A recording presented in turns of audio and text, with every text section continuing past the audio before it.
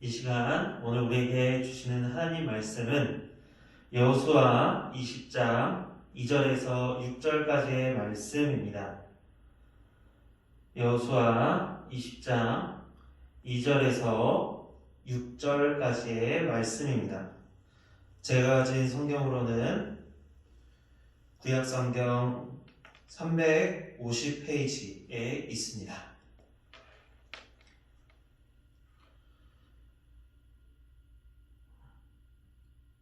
함께 봉독하도록 하겠습니다.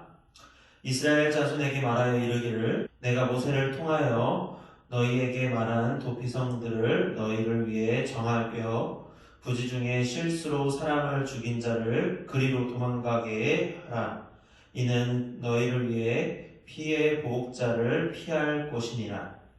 이 성읍들 중에 하나에 도피하는 자는 그 성읍에 들어가는 문 어귀에 서서 그 성읍의 장로들의 귀에 자기의 사건을 말할 것이요 그들은 그를 성읍에 받아들여 한 곳에 주어 자기들 중에 거하게 하고 피해 보복자가 그의 뒤를 따라온다 할지라도 그들은 그 살인자를 그의 손에 내주지 말지니 이는 본래 미워함이 없이 부지 중에 그의 이웃을 죽였습니다.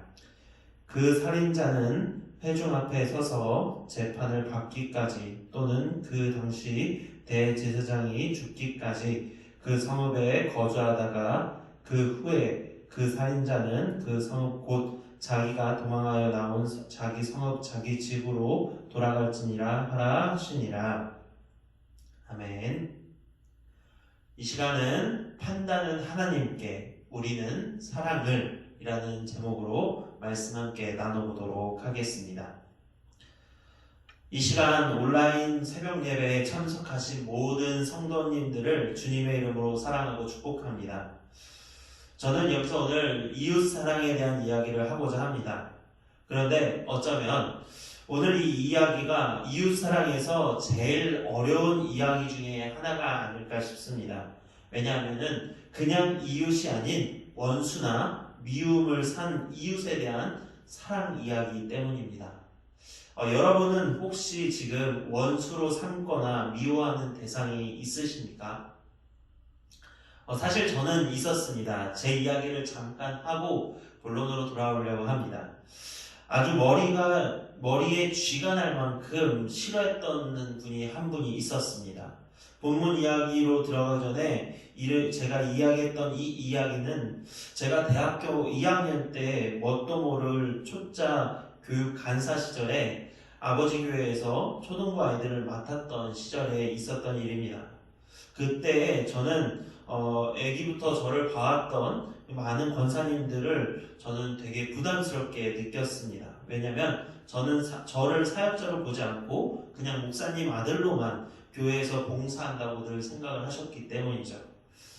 그러던 그분들 중에 딱 한 분, 남자 권사님이 한 분 계셨는데 제 눈에 보기에 제가 어렸을 때부터 지금까지 너무나도 목사님 속을 썩히는 일들만 해왔던 분이 계셨습니다. 목사님이 정하신 일에 혼자 안 하겠다고 하고 교회 출석도 마음대로 하고 나이가 차서 남성교회로 넘어가야 하는 상황인데도 불구하고 자기는 아직 젊다고 하면서 청장년에 머무르겠다고 고집을 부리는 둥 교회의 청개구리가 따로 없었습니다. 어느 순간 저는 제가 정의의 편에 서 있는 심판자로서 그 권사님을 판단하기 시작했고 막바지에 이르러서는 미친 생각까지도 해본 적이 있었습니다.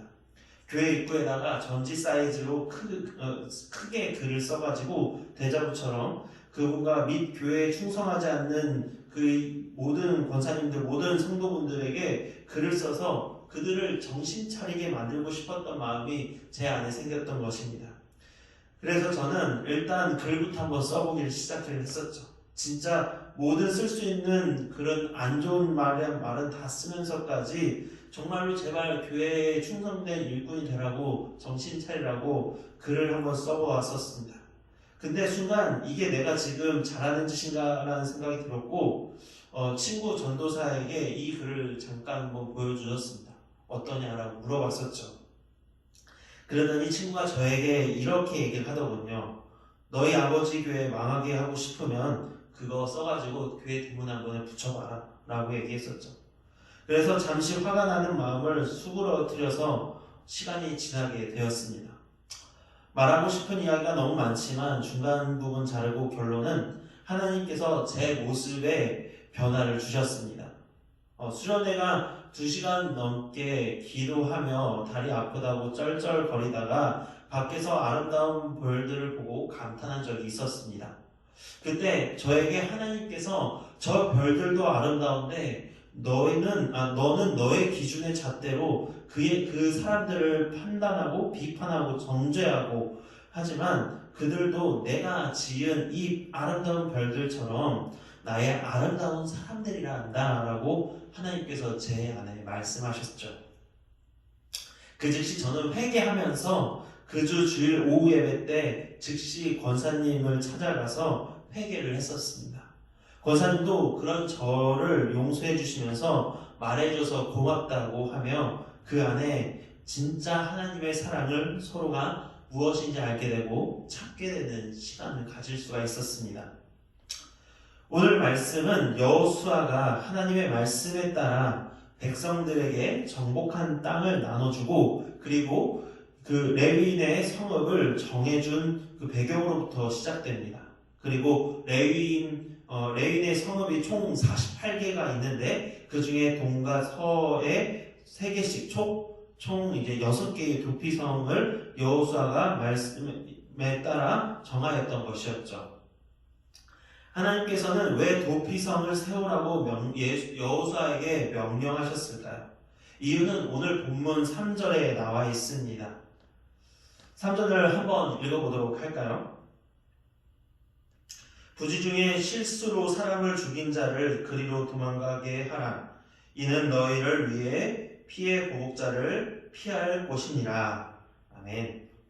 성경을 좀 더 알기 쉽게 써놓은 메시지라는 성경에는 이 성경이 이렇게 나와 있습니다. 누구든지 실수로 뜻하지 않게 사람을 죽인 자가 피해 보복자를 피하여 안전한 피난처인 그곳으로 피신할 수 있게 하여라 라고 말이죠. 고의로 죄를 지은 것이 아닌 실수로라는 것이죠. 아무튼 사람을 죽인 자는 누군가의 원수라는 대상을 만들었다는 것입니다. 그리고 그 사람을 성경에서는 피해 보복자라고 표현하고 있죠. 여기 피해 보복자라는 표현을 좀 더 살펴보면 억울하게 죽임을 당한 친족에 대해 책임을 지고 살해자를 죽일 의무가 있는 자를 말하고 있습니다. 히브리어로 고엘이라고도 말하는 이것은 정확한 단어로는 가문의 보호자라고 표현을 하는 것이 맞죠. 피해 보복자라는 이야기만 들으면 원수의 피를 꼭 봐야 하는 것이 정상인 것처럼 느껴질 수 있을 것입니다. 눈에는 눈, 이에는 이라는 이 말처럼 죽음에는 피와 죽음으로 대하려는 모습은 예전이나 지금이나 변하지 않는 것 같습니다. 왜 그럴까요? 사람의 마음속에는 언제나 악이 존재하고 죄를 짓는 마음이 존재하기 때문입니다. 그렇다고 그것을 오늘 말씀은 그거대로 행하라고 하고 있지는 않습니다. 요즘 우리는 어떤가요? 눈에는 눈, 이에는 이라는 이 말처럼 그대로 행동하고 계신가요? 아니면 하나님의 사랑을 기준으로 바라보며 원수를 대하고 있나요? 하나님의 사랑이 여러분의 삶의 기준이 된다면 결코 눈에는 눈, 이에는 이라는 이 말이 삶 속에서 드러나지는 못할 것입니다. 또한 오늘 본문은 죄를 지은 자나 피해 보복자가 그 죄를 지은 것에 대해 판단하는 것이 잘못된 것이라고 5절과 6절을 통해서 말해주고 있습니다. 실수로 사람을 죽인 자는 스스로를 나는 죄인이라고 정죄하며 낙담하면 안 되는 것입니다. 자칫 잘못하다간 스스로 자살에 이을 수도 있겠죠. 그리고 피해 복수자도 가족의 죽음에 이성을 잃어버리고 원수를 죽이는 데에 급급하면 안 되는 것입니다. 로마서 12장 19절을 보면은 이렇게 나와 있습니다. 같이 한번 읽어보도록 할까요? 내 사랑하는 자들아, 너희가 친히 원수를 갚지 말고 하나님의 진노하심에 맡기라. 기록되었을 원수 갚는 것이 내게 있으니 내가 갚으리라고 주께서 말씀하시니라. 아멘. 원수를 갚는 것과 자기 자신의 죄를 판단하는 것 모두 우리는 하나님의 기준으로 봐야 하고 하나님께 맡겨야 하는 것입니다. 이웃을, 가족을 사랑하고 그 사랑을 실천하는 데 있어 제일 먼저 해야 하는 것이 하나님께 의지하는 것임을 잊지 마시길 바랍니다. 그리고 그 다음에 자신의 마음 가운데 미움을 멀리하도록 하나님께 기도해야 하는 것이고요. 하나님께서 모세와 여호수아를 통해 도피성을 만드시는 것은 5절 후반부에처럼 고의로 죽음을 행한 것도 아니었고 6절처럼 회중 가운데 공정한 재판을 받게끔 하려는 것도 있습니다. 하지만 정말 중요한 것은 이 모든 이유를 포함하여 모든 결정과 판단은 하나님이 하신다는 것이고 우리는 이것을 잊지 말아야 한다는 것입니다. 이웃을 미워할 이유도, 원수를 죽여야 할 이유도, 가족과 모든 사람들을 특정 이유로 싫어할 이유도 다 하나님께 맡기고 하나님께서 정하시도록 우리는 그것을 의지해야 한다는 것입니다. 여러분들에게 한번 묻고 싶습니다. 지금 이 말씀을 듣고 있는 상황 가운데서도 현재 여러분들의 삶 속에 누군가를 원수로 삼거나 가족을 미워하는 그런 일이 있으신가요?